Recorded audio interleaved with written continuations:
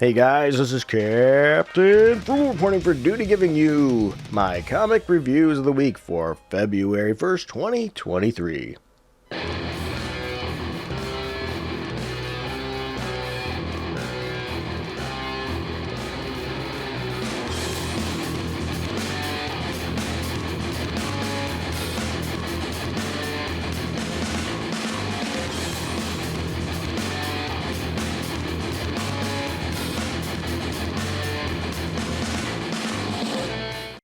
Alright everybody, thanks for joining me today. If you are new to the channel, let me explain what I do here. I grab a bunch of comic books for the week. This week I happen to grab 8. And I give you my top 3 picks, my bottom 3 picks, and the ones in between with a little bit of a brief overview and my scores. But my scoring system is a scoring system of 0 through 10. 7 being 70%, which is average. Going by more of a traditional grading scale for academia for this. So you're going to find a lot more in the average range in most cases, because it makes sense, henceforth, average. Now with that said, let's start today with my bottom picks. And if you hear this, hear that? That's my notes. You might hear some clicks too. That's perfectly fine, because that's what I do. That's my notes, so I don't screw it up too much. Alright, so we're going to start with the bottom 3. My first one for my number 3 is The Flash 1 Minute War Special number 1. A lot can happen in 60 seconds as the Flash event 1 Minute War rages on, as writer Jeremy Adams gives you further insights into the alien speedster race that has invaded Central City and how the Flash family fights back. Well, it's a little misleading with that I read there. It's getting good reviews. A lot of people are liking it, and don't get me wrong, I'm really enjoying the Flash series, but this one shot I gave a 7.01. The art's a bit mixed in this issue. It's not great all the way throughout. There's some wonky panels. And I will say, though, it's an interesting issue covering multiple time periods, letting you understand the enemy that the Flashes are facing. Yeah, the Flashes, Flash family, if you will. But there's the thing. You don't really need this issue. If you are a Flash fan, then yeah, and you're currently reading Flash, definitely, I think it's fine to get. But if you're a Flash fan that's not consistently reading and not reading this event, you might as well skip it because you're not going to get anything. And if you're not a Flash fan, there's no point in getting this at all because you're not getting a contained story. You're just learning about the enemy, and really that's it. So we don't get any of the Flash family much fighting back either, if you will, in that case either. So I'm not saying it's a bad issue. It's just if you're not into this 1 Minute War storyline, it's one to skip. But if you are, check it out, 7.01. Alright, my number 2 on the bottom, as we sink down the toilet, is a series that I have not been a fan of, and it's Dark Web Finale number 1. I have not been a fan of this whole storyline.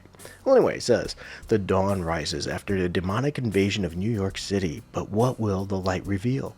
It will reveal Chasm's final gambit, and the new denizens of hell he helped create and unleash on Spider-Man and the X-Men. So, we can see how it changed the city's landscape forever. And I'm going to tell you, I am not really in the outs on this one. I'm looking at what I see for the reviews. 12 out of 27 liked it. An average of 2.8. They gave it out of 5 stars. 2.8. That's not good. And I'm telling you, it didn't fare any better with me either. I gave it a bare minimum 7 out of 10 for average in every single way. You know, it is a better ending, though, than what I expected. It's probably why I got a 7. But still not great.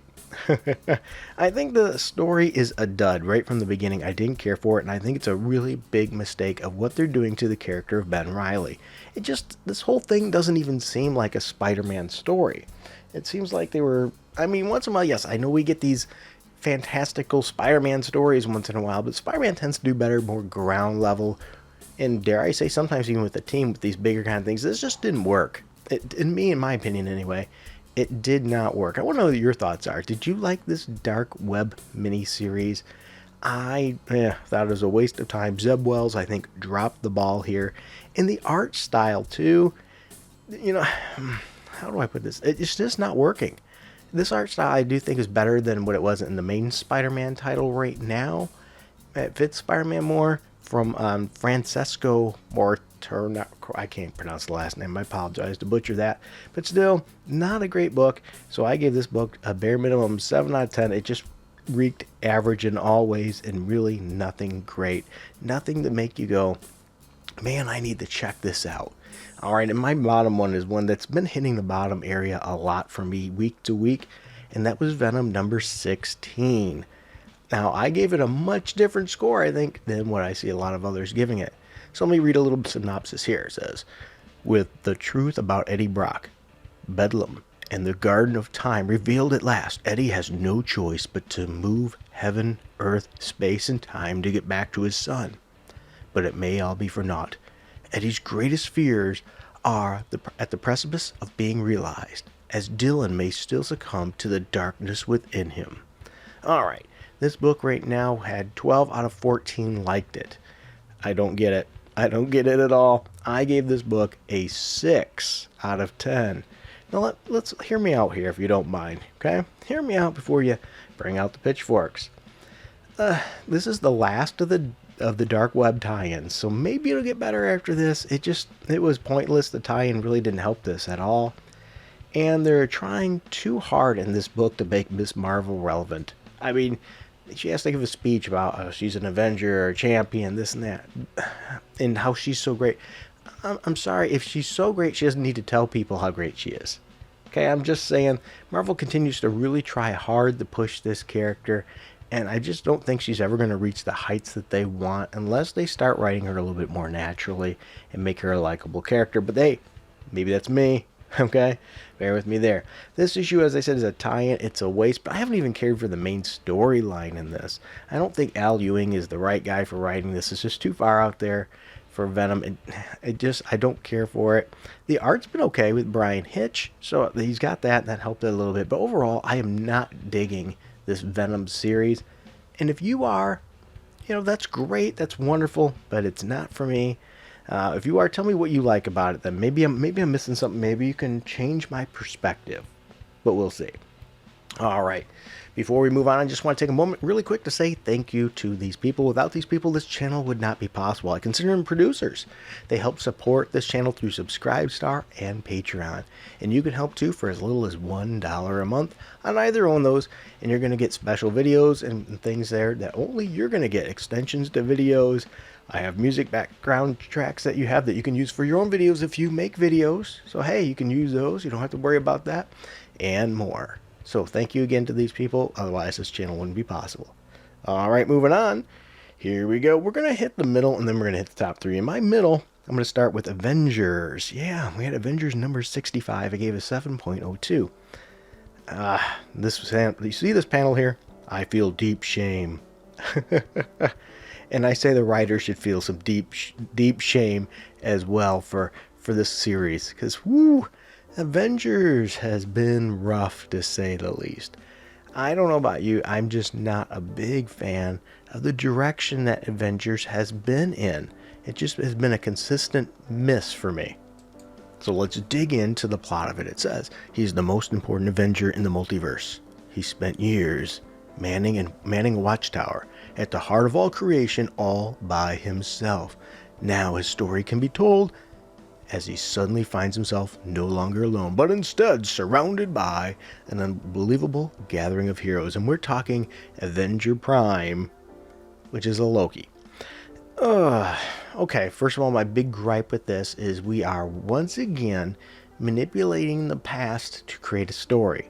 Rather than working within the characters and their history, they've completely decimated the story of the Avengers to like they were always there. It's just, I wouldn't say decimated, maybe that's going too far, but I hate when people retcon the crap out of history like there's always been Avengers. I didn't care for it. I will say the art in this book is good, but my personal opinion is we need to stop having all these multiversal, constant slew of heroes where there's zillion versions of our heroes around. Instead, maybe make some new good characters and write a good story, because they are diluting the value of these characters. They don't mean as much when there's a zillion of them running around. Very few characters can survive that and maintain relevancy. I mean, think about it. Look at all the Spider-Mans running around. They can't even figure out what to do with Ben Reilly anymore, right? Flashes make sense. It's a family. Green Lantern Corps makes sense. It's a whole group. So some of them make sense, but a lot of them it's just pushing it too far. Why do we have to have 2 Captain Americas running around when we had a wonderful character called the Falcon? If they would have just used him. But I gave this book a 7.02. As I said, it wasn't terrible, but they should be maybe featuring a little shame of themselves. Jason Aaron, oh, you are not writing this book well. The artwork was Javier Guerin. I think he did all right. But once again, I can't really recommend this book much. It just hasn't been very solid. Now, my next pick is probably a bit controversial, because I've seen a lot on the old interwebs and things like that. And it's, how do I put it? It hasn't been getting an overwhelming response, really. And I'm looking at it right now, too, and what I see here for 6 out of 8 people that said liked it, which is pretty good there. But here we go. Are you ready? The other one in the middle is Bloodline, Daughter of Blade #1. Now, here's the thing. I gave it a 7.1. This actually surprised me. Okay? This was better than I expected. Let me read the synopsis and I'll tell you why. It's in her blood. Okay? Riel Brooks is a good kid. No matter what her teachers say, it's not her fault she's developing vampiric superpowers. I can't speak. And the undead want to brawl. I know that part there is written really stupid, isn't it? That is not really a way to say something about a comic. And as if problems at school aren't enough, Bree's got a wild ride ahead of her. She's about to discover she's the daughter of the infamous vampire hunter and daywalker known as Blade. This is written by Danny Lore, and the artist is Karen S. Darbo. So let me start there. I think, believe it or not, what I see a lot is people are really complaining about some of the dialogue in this book, but I have to admit, as I said, I came in this with low expectations, and it surprised me. I didn't think the characters were actually written that bad. They're not the normal stereotype that we see all the time. She's not struggling in school, by the way. The reason they were wondering, having an issue with her is because she dropped all the sports. She's a good student, which, of course, in Marvel, that has to be. They all have to be geniuses now, right? But I didn't get that from this. I got this is a daughter and mother that are working hard and doing well. And I think it showed that. I like the relationship they get there, and I was very much fearing that we're going to fall into the deadbeat dad with Blade. But we didn't really get that here. We got more of he's a way to keep her safe. That's what I got from that. So this really didn't go out as bad as some people, in my opinion, take it as. I thought it had decent art. The story was much better than I expected, and I'm going to give this another shot. I know it's not a popular opinion, and I gave it a 7.1, and I'm going to give it another shot. I think this has some potential. So now, the middle ones are done. Let's go to my top 3 picks. My number 3 of the top 3 was Moon Knight #20. Yeah, Moon Knight #20. This probably isn't a big surprise if you've been following this channel, because Moon Knight has been pretty consistently good. So I'm going to Moon Knight #20. I gave it a 7.4 out of 10. Here we go. There's blood on the streets as assassins work their way through a list of names containing those who once formed Moon Knight's shadow cabinet. But with a number of potential targets and no idea who's next, how can Moon Knight save his former associates? Plus, just in time for Black History Month, the second story with the Crescent Crusader crosses paths with the sheriff of the Vampire Nation, Blade. Yeah, I don't think that little segment there, the secondary story, don't get me wrong, was a pretty good story though. But why did it have to be because of Black History Month? I don't get that anyway. He's a black character. Why can't we just have them together? They make a good pair, by the way. So anyway, this issue, let's get into it. Why did I give it the grade? Well, I thought it was good art. This series style works well. It's a nice use of Moon Knight's multiple personalities in this story, too, and taking the advantage of one of his personalities. Great move. And it's really good, nice setup issue for another storyline. And the side story. Once again, I'm not big into pandering things, because why do we have to set that? I'm going to get some heat for this. I'm not a big fan of Black History Month, okay? Because I think the best way to get rid of racism is to quit putting things like that out there. Quit with separatism. We are all people. Why do we have to have a special month? That is creating racism, in my opinion. But once again, you can disagree with me, and that's okay. I think we should all be treated fair. Why do we have to have a special month for anybody? We should treat everybody with kindness and respect. Problem solved. Anyway, that secondary story was pretty good. We had some Blade in there, an old school Blade, which was cool because I remember old school Blade. So if you're looking in at the beginning, you're like, that's Blade? Yeah, that's what he used to look like. And so they go from the past and then come back up to the present with the present Blade. So, nice little story. They said 16 out of 16 liked this, and they had 100, so 4.5 average rating out of 5.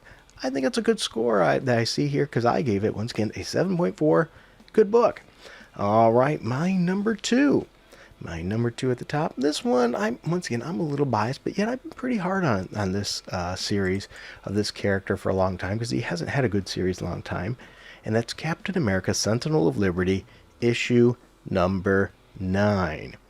Now, with that said, issue number 9, I gave it a 7.5 out of 10. The art is solid. The characters and the dialogue I thought were quite good in this book, and it's an interesting story. I like it. I think they're writing it well. So anyway, Captain America and his allies put their best infiltration tactics to the test to free Lower Manhattan from AIM's grasp. But the battleground is not what it seems, and the Outer Circle not so easily surprised. Can Steve Rogers uncover a lurking enemy, or will his friends face doom at the hands of the Outer Circle's most deadly soldier? In this we get MODOK, and MODOK usually looked at as a bit of a joke. They are making him nice and menacing in this series right now. I like that.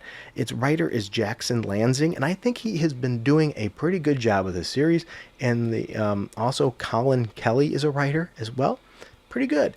The artist for the cover was Carmen Carnero. I think she did good. I liked the cover, so no issues there. And she's also the artist in the book, and I think she's been doing a good job. I like how she draws Captain America as beefy, muscular, strong man like he should be. And the overall so far from what I see here, 13 out of 13 people liked it with a 4.2 average rating out of 5. That's pretty good. I think it's a pretty good average rating. As I said, I don't think it deserves 10 all 10 out of 10. But as I said, it's a good solid score when I give a book a 7.5, because that means it is above average. And I think this book has been doing that. Captain America, Sentinel of Liberty has been continuously surprising me and being better than I expected, because the way Captain America has been written for the last few years, I'm not going to lie, has been pretty atrocious. It has not been good in any way whatsoever. It's been used for political propaganda, and I know people are going to say, well, Captain America is always political, and there has been a political slant, but not like an in-your-face push one particular ideology consistently. Cap's been conflicted most of the time, and that's what makes it good. But this one's been solid. All right, for my number 1. All right, here we go. This one surprised me too. It was Batman Legends of Gotham. Now, when I say it surprised me, I mean it. I almost skipped this book. I planned on skipping it, but I seen that it had the Red Hood. And so, based on the cover that it had Red Hood, because I'm a big Red Hood fan, I got it. And I have to say, it has decent art. It has an interesting story, too, that will lead to more later, even though this is a one-shot. I gave it a 7.6. With Batman preoccupied, his deepest, darkest, most dangerous secrets are about to be auctioned off to the highest bidder. The guest list is strictly villains only, and the outlaw Red Hood fits the bill, putting him in a collision course with Batman's deniable Black Ops team, the Outsiders. With Lazarus Island spawning wild card superpowers across the globe, the stakes could not be higher. Jason Todd, Black Lightning, and Katana will have to put aside their differences to save Batman's legacy, and with it, the world, assuming that they don't kill each other first. And yeah, it worked out really well. You can see there's animosity between them. They don't get along great, but they have to get this mission done. The writer, Andy Diggle, did, I think, a good job. I really do. I like how Jason Todd seems to always be on the outside, but yet still a little bit in the inside. He's usable. They use him, but nobody trusts him because he's a loner, and I think he makes a great character. The artist, Carl Mostert, sorry if I butchered it, did a pretty good job, too. I really like seeing Katana showing her anger with Jason Todd in this particular series, and how you really, rather than just everybody gets along, you see that there's issues there in the family, but yet there's care. And I really like here too that you see Jason Todd and his care for Alfred and him wanting to get even with Bane. That was cool. And overall score, from what I read here, 18 out of 18 liked it, 3.7 average rating out of 5, which I think was a little low probably in some regards. I gave the book, once again, a 7.6. I really enjoyed this, and I think you would too. It's a good one-shot. because you see Jason Todd infiltrating. The one thing that kicks me there a little bit is, how do the villains not know that Red Hood is against villains at this point? Yeah, I know he mingles a little bit in that area, but he's always taking them down. They have to know that he's not really one of them. But once again, sometimes with comics, you're in for a penny, you're in for a pound.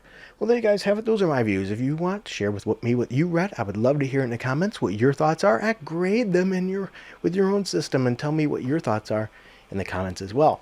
If you don't want to comment, like, subscribe, hit that notification bell, help spread the joy of this series. I would greatly appreciate it. Help spread this channel if you can. Simple like and subscribe really does help that. We need all the help in the metrics that we can. The channel has been getting a little bit of a surge. I'd like this particular series to get a little bit of a boost as well. Thank you everybody for your time. You've all been great. And until next time, keep it frugal.